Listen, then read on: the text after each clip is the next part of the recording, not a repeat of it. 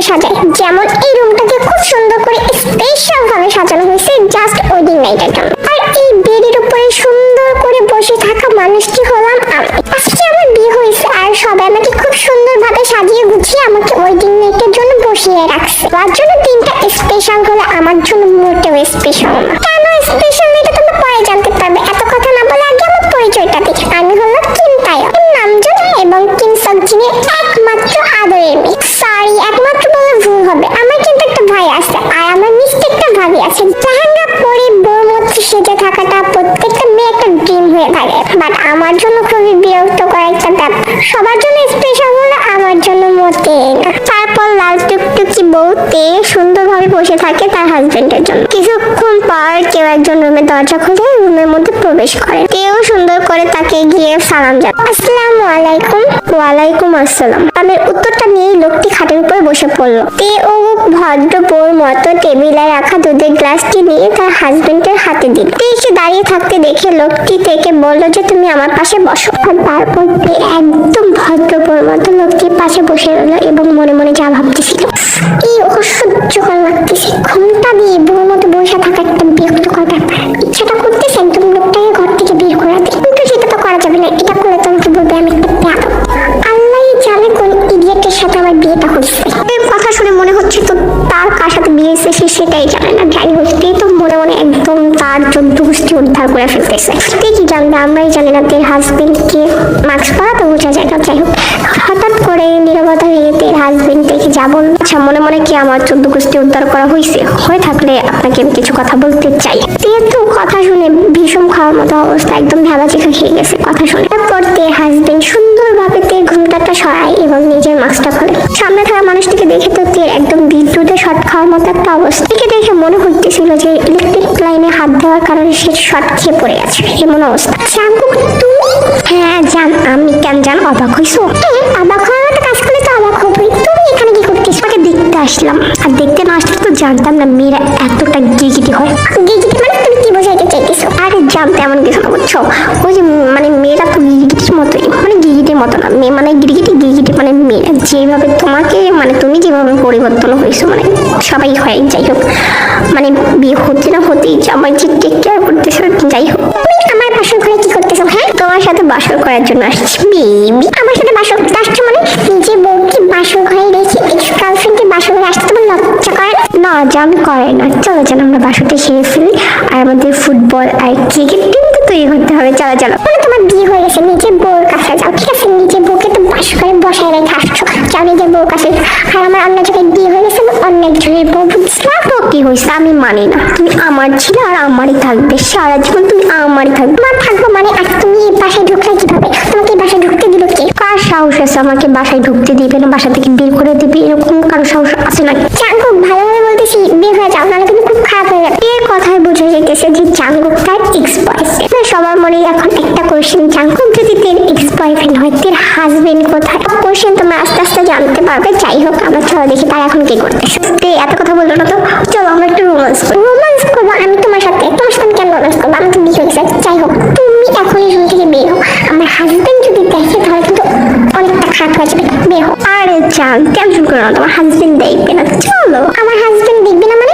এতক্ষণ তুমি যদি রুমে থাকো, আমার হাজবেন্ড এই তুমি আমার হাজবেন্ডের সাথে কি করছো? আমার হাজবেন্ডকে তুমি কিডন্যাপ করছো না আমার হাজবেন্ডকে তুমি মেরে ফেলছো? কোনটা করছো? বিয়ের একদিনও হয় না তুমি আমার হাজবেন্ডকে মেরে ফেলছো, আমাকে তুমি বিধবা বানাই ফেলছো বিয়ের রাতে।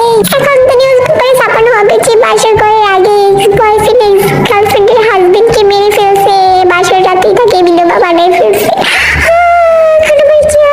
আরে জান, আমি আছি না, আমি থাকতে আবার কিসের টেনশন? আমি তোকে বিয়ে করবো, চলো বিয়ে করে বিয়ে করে ফেলি। মানে আমার হাতে খুন হইতে না চাইলে কি এক্ষুনি আমার রুম থেকে বের হো। তা না হলে সকালবেলায় নিউজ পেপারে কি ছাপানো হবে জানো? এক্স বয়ফ্রেন্ড এক্স গার্লফ্রেন্ডের হাজবেন্ডকে মেরে ফেলার অপরাধে এক্স গার্লফ্রেন্ড তার নিজ বাসর ঘরে এক্স বয়ফ্রেন্ডকে মেরে ফেল। আপনার নিউজটা খুব সুন্দর হবে, তাই না?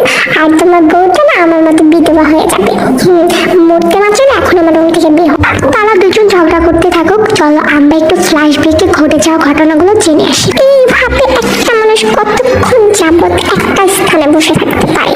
আমার এখন মেজাজটা অনেক গরম হয়ে যাচ্ছে। মেয়েদের আসতে টাইম লাগে, ছেলেদের এত টাইম লাগে আগে জানতাম না। আরে সরি, লেট হয়ে গেছে। তুমি অনেকক্ষণ যাবত ওয়েট করতেছো না? না সমস্যা নেই। আচ্ছা তুমি এই এভাবে হাঁপাইতেছো কেন? তুমি কি রাস্তার মধ্যে যুদ্ধ করে আসছো? তোমার অবস্থা দেখে তো তেমনই মনে হইতেছে যে তুমি যুদ্ধক্ষেত্র থেকে আসছো। আরে আমার লাইফটাই তো একদম যুদ্ধের মতো হয়ে গেছে। তুমি কি বোঝাইতে চাইতেছো যে আমি তোমার লাইফে আসার পর থেকে তোমার লাইফটা একদম যুদ্ধময় হয়ে গেছে? আরে তুমি যে কি বলো না, তুমি তো আমার জান, আমার কলিজ, আমার বেবি গার্ল, আমার সুইটিও, সোনা, মনো, টনু। আচ্ছা হয়েছে, বুঝতে পারছি, আর বলতে হবে না। এই জন্য তো তোমাকে আমি এত ভালোবাসি, আমার জানো। আচ্ছা জান, তুমি এত আর্জেন্ট আমাকে ডাকলা, আমি তো একদম উইরা উইরা তোমার কাছে চলে আসছি। এখন বলো কেন তুমি আমাকে এত ইমার্জেন্সি ডাকছো? হ্যাঁ, উইরা আসো আর জেনে নিয়ে আসো। আমি যেটা বলো এটা ভালো করে মনোযোগ দিয়ে শুনবো। আচ্ছা শুনবো, শোনার জন্যই তো তোমার কাছে আসছি। বলো কি বলতে চাও তুমি আমাকে? আমি তো জানি তুমি আমাকে কি বলবো। ও তাই জানো তুমি? তাহলে বলো তো আমি কি বলার জন্য তোমাকে এত জরুরি ডাকছি? আরে তুমি যে আমাকে ভালোবাসো এটা বলার জন্যই তো ডাকছো। আমি জানি তো তুমি আমাকে ভালোবাসো, আমিও তো তোমাকে অনেক ভালোবাসি জান। কি না জান, এটা বলে তো আমি তোমাকে ফোনের মধ্যে বলতে পারতাম। তোমাকে ইমার্জেন্সি আমি রেস্টুরেন্টে দেখা করতে বলতাম না। ঠিক আছে তুমি বলো, আমি তো জানি না কি হয়েছে, আবার কোন প্রবলেমে পড়লা তুমি? প্রবলেম তো আছেই, প্রবলেমটা অনেক বড়। ঠিক আছে, বাবা বিয়ে ঠিক করছে আমার, তার বিজনেস পার্টনারের ছেলের সাথে। আমার বিয়ে সামনের সপ্তাহে। ও রিয়েলি? কনগ্রাচুলেশন জান। এই তুমি আমাকে কনগ্রাচুলেশন বলতেছো? আমার বিয়ে হয়ে যাইতেছে, কথা কি তুমি বুঝো না? তো কি হয়েছে, বিয়ে হইতেছে তো বিয়ে করা হলো। বিয়ে করে ফেলবো মানে? আমি তোমাকে ভালোবাসি, তুমি আমাকে ভালোবাসো, বিয়ে করলে তো আমি তোমাকে করবো। এখানে অন্য একজনের কথা কেন আসতেছে? তো এখন আমি কি করতে পারি বলো তুমি? এই তুই কি করতে পারছ মানে? তুই এতদিন আমার সাথে প্রেম করছিস, তুই আমাকে এখন বিয়ে করিস। সামনের সপ্তাহে আমার বিয়ে, থেকে বাংলা কথা বুঝোস না? আরে প্রেম করছি দেখে কি বিয়ে করতে হবে? তোমার বাবা যে ছেলেকে পছন্দ করছে ওই ছেলেকে বিয়ে করে ফেলো। ও বিয়ে যেহেতু করতে পারবি না, প্রেম কেন করছিলি? ও প্রেমের অভিনয় করছিস এতদিন আমার সাথে। তোর আমাকে বিয়ে করতে হবে না, আমি আমার বাবার পছন্দ মতো ছেলেকেই বিয়ে করব। আর হ্যাঁ, তোর সাথে আমার এক্ষুনি ব্রেকআপ, তুই আমাকে আর ফোন দিবি এ করে তোর সামনে দিয়ে আমার হাজবেন্ডের হাত ধরে যখন যাবো তখন বুঝবি।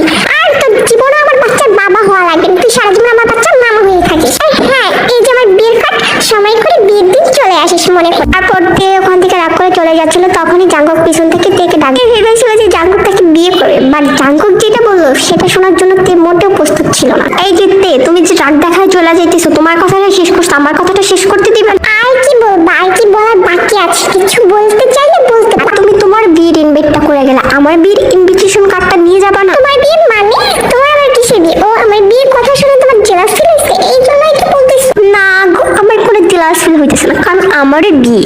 তোমার বিয়ে আমি কি করতে পারি? কিছুই করতে পারো না, তুমি জাস্ট আসবে আমার বিয়েতে, আমার বউটাকে দেখা যাবা। তোমার এক্স বয়ফ্রেন্ডের বউ বলে কথা, এক্স বয়ফ্রেন্ড বিয়ে বলে কথা। কারণ আমি তোমার বিয়েতে যাই, সামনের সপ্তাহে আমার বিয়ে। ঠিক আছে, সামনের সপ্তাহে তোমার বিয়ে হলে সামনের সপ্তাহে তো আমারও বিয়ে। আর এই সমস্যা নেই, তোমার বিয়েটা শেষ করে আমার বিয়েতে আইসো। তুমি জানো আমার হবু বউটা এত কিউট, তোমার থেকে অনেক সুইট। হ্যাঁ, এখন তো ভালো হবে, তোমার হবো বউ বলে কথা। এখন তো আর আমাকে ভালো লাগবে না। ও ভালো লাগবে কেন? তোমার তো বিয়ে ঠিক হয়ে গেছে।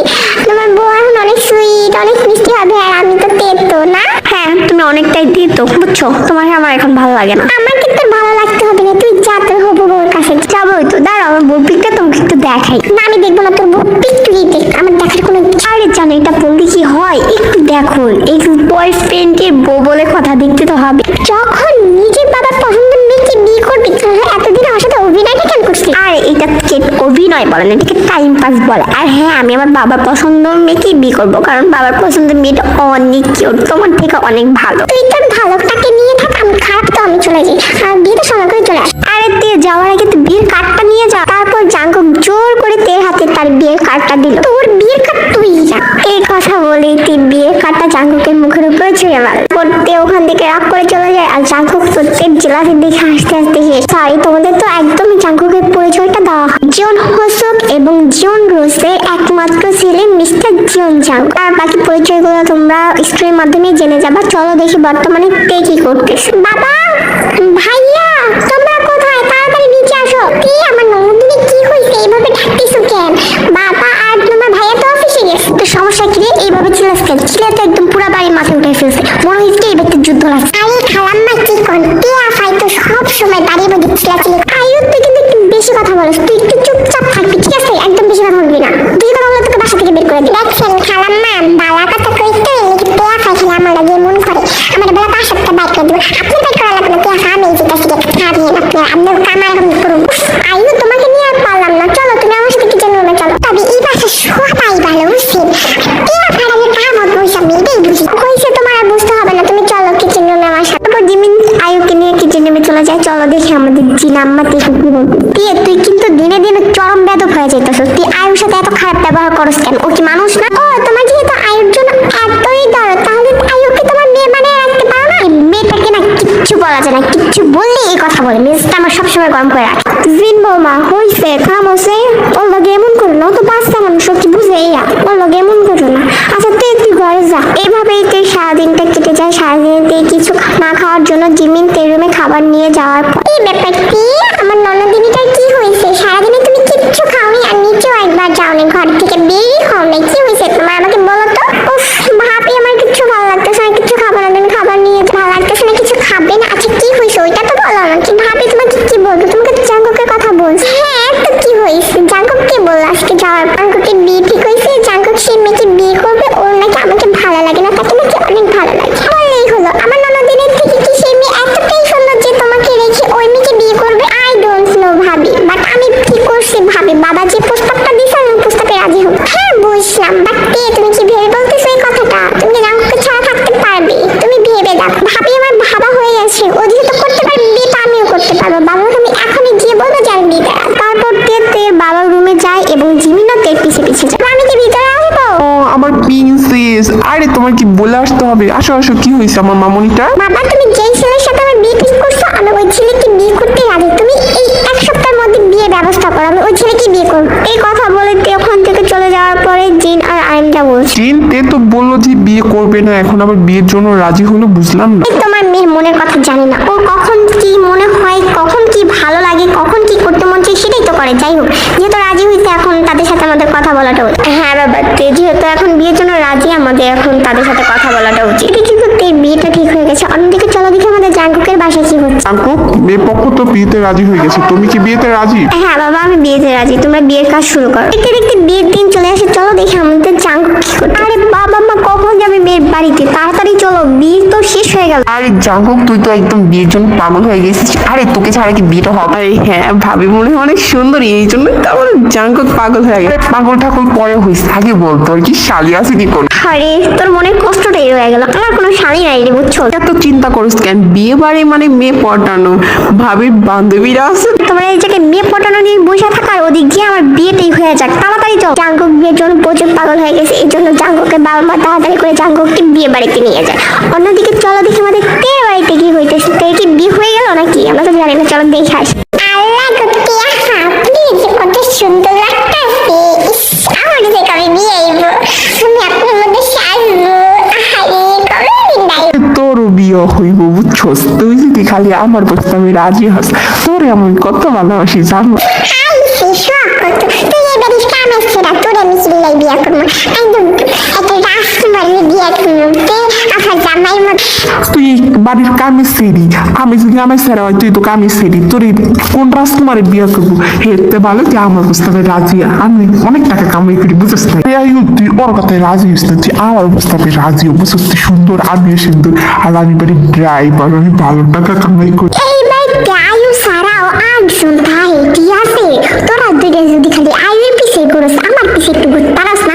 আমি কম সুন্দর, তোরা একটা রাজি হয়ে গেলে তো আমি তোকে বিয়া করবার পারি। ইয়নজন, তুই ওর কাছে কি পাত্তা পাবি? মুই তো তোরে ভালোবাসি, মোর জাতটা তো তোরে মুই দিয়েছি, মুই তোরে ভালোবাসি, লম্বুরা বিয়া করে। আইসে সোয়াইবিন তেলা শখ কত, আইরে বিয়া করবো। হচ্ছেটা কি এখানে? তোমরা পাঁচজন কি করতেছো? হ্যাঁ, বাসার ভিতরে যাও, অনেক গেস্টরা আসছে, তাদের কি লাগবে না লাগবে এটা দেখো, যাও ভিতরে যাও। তারপর তারা পাঁচজন সুগার ধমক খেয়ে ওখান থেকে চলে যায়। এর শাকচুন্নি মুড অফ করে বসে আসোস কেন? যত খুশি তত আজকে বলে রাখ, আজকে তো বিয়ে করে চলে যাবো, তখন বুঝবি। আরে মাশাআল্লাহ, আমার ননদিনীটাকে কত কিউট লাগতেছে, কারণ নজর যেন না লেগে যায়। এইভাবে অনেকটা সময় কেটে যায়। চলো দেখি আমাদের জাঙ্কুকের বিয়ের কি অবস্থা। কাজীটা কখন আসবে? কি দেখো না কাজী কোথায় আটকাইছে। জাঙ্কুক, হচ্ছেটা কি? থামো, বিয়েটা হবে, এত টেনশনের কি আছে? এর মধ্যেই কাজী চলে আসে এবং বিয়ের কাজগুলো শুরু করতে থাকে। আর কতক্ষণ লাগবে কাজী সাহেব? এখন তো বলেন আমাকে কবুলটা বলতে। জাঙ্কুক তুই এমন করতেছিস কেন? হ্যাঁ বিয়েটা হবে তো, বিয়ের জন্য একদম পাগল হয়ে গেছে। বিয়ের পর কে যে আমার বউর আঁচলের তলে লুকিয়ে থাকবে, তখন মার কথা মনেও পড়বে না। এরা হলো আজকালকার যুগের পোলাপান, এরা বিয়ের জন্য পাগল হয়ে যায়, বিয়ের পর মার কথা মনেও করে না।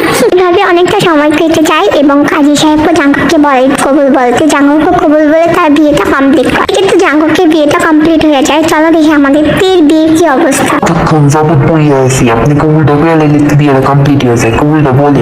তখন মনে মনে কিছু ভাবতে থাকে। এতক্ষণে হয়তো জাঙ্কুক বিয়েটা করেই ফেলেছে। ও তো আজকে গিজিটির মতো রং পরিবর্তন করে, ওর মতো শয়তান আমি দুইটা দেখি। তো মনে মনে জাঙ্কুকে 14 গোষ্ঠী উদ্ধার করতেছিল এবং অন্যদিকে কাজী সাহেবটা থেকে খবর বলার জন্য বলতেছে বারবার, আরে বান্ধবী বইসা থেকে লাভ নাই, কবিতা বললাই ফেল। আরে মা কবুলটা বললে ফেলো, আমারও 4-5টা বিয়ে আছে, ওই জায়গায় যাই যাবো, তাড়াতাড়ি কবুলটা বলো। সবাই অনেকটা জোর করতে থাকে। এক পর্যায়ে বাধ্য হয়ে কবিতা বলে ফেলে। ফাইনালি তের বিয়েটা হয়ে যায়। তারপর তের বান্ধবীরা মিলে থেকে একটা স্টেজের উপর বসে রাখে এবং তারাও তের পাশে বসে গল্প করতে লাগলো। ফাইনালি তোর বিয়েটা হয়েই গেল। তো জানোস তো জামাইটা কত কিউট, তুই রাজি না হলে আমি বিয়ে করে ফেললাম। আচ্ছা বিয়ে সত্যি করে বলতে তুই কি দুলাভাইকে একবারও দেখছিস? না আমি তাকে দেখছি না, তাকে আমার দেখার কোনো ইচ্ছা না, তার নামটা আমি জানি, আমার কোনো ইন্টারেস্ট নাই, ঠিক আছে? বান্ধবী তুই না দেখে বিয়ে করে ফেললি। তারপর এইসব নিয়ে কথা বলতে থাকে। হঠাৎ করে জাঙ্কুক সেখানে উপস্থিত হয় এবং জাঙ্কুককে দেখে সবাই যা বললো,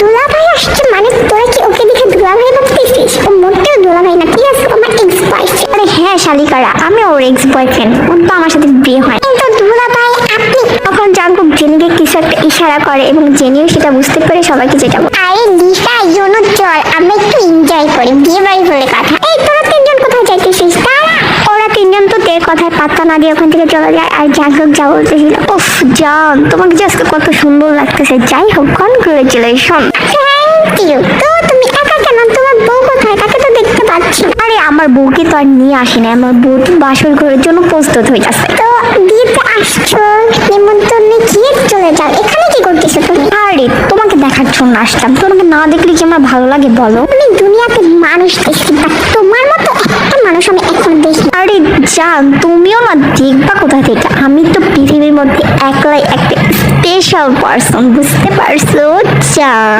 আমি গিরগিটি দেখছি, তোমার মতো গিরগিটি দেখি না, ঠিক আছে? গিরগিটি তো রং পরিবর্তন করে, তুমি তাকেও খারাপ, ঠিক আছে? আরে জান সেই তো না, চেতলে তো তোমার মেকআপ একদম নষ্ট হয়ে যায়। জাঙ্কুক তোমাকে দেখে আমার এমনিতেই মেজাজটা গরম হয়ে আছে, আর তুমি এখান থেকে যাও। তুই আমার বিয়েতে কেন আসছো? কেন আসছো মানে জান তুমি তো আমাকে ইনভাইট করে তোমার বিয়েতে আসতে বললা, তাই তো আসলাম। তো আমি ইনভাইট করছি দেখি তুমি চেষ্টার মতো চলে আসবে, নিজে গার্লফ্রেন্ডের বিয়েতে আসতে তোমার লজ্জা করলো না? আরে জান কি যে বলো না, লজ্জা কেন করবি?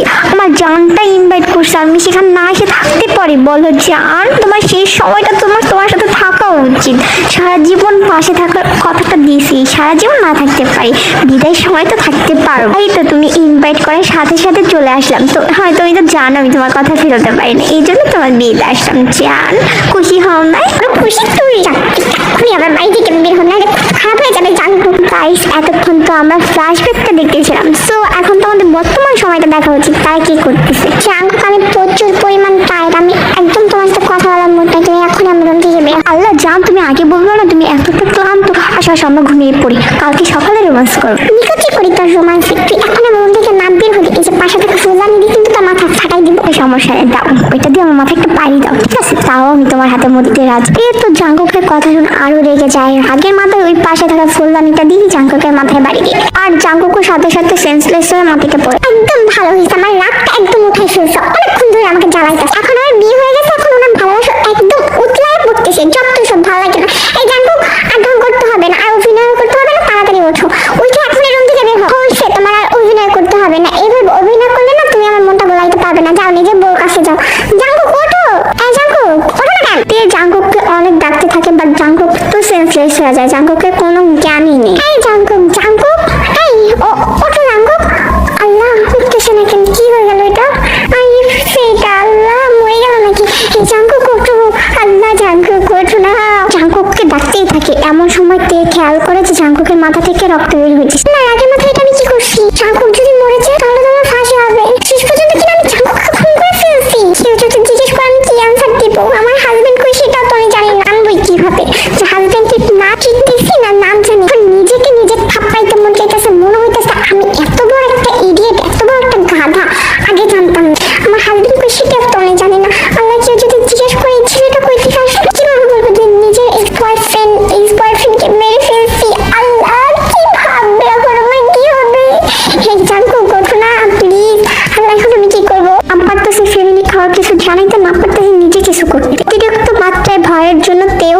সেন্সলেস হয়ে পড়ে যায়। তবে সারা রাত কেটে দেয়, পরের দিন সকালবেলা। সকাল 10টা বেজে গেছে, বৌমাকে নিয়ে জাঙ্কুক এখনো নিচে আসেনি। যেই হোক তুমিও না, তোমাকে নিয়ে আর পারলাম না। ওদের নতুন বিয়ে হয়েছে, এত তাড়াতাড়ি কি আর ওরা আসবে? ও সরি, আমার মনে ছিল না। যাই হোক, তাও তো ওদেরকে ডাক দাও। আচ্ছা হয়েছে, তোমার আর টেনশন করতে হবে না, তুমি নিজে ব্রেকফাস্ট করো।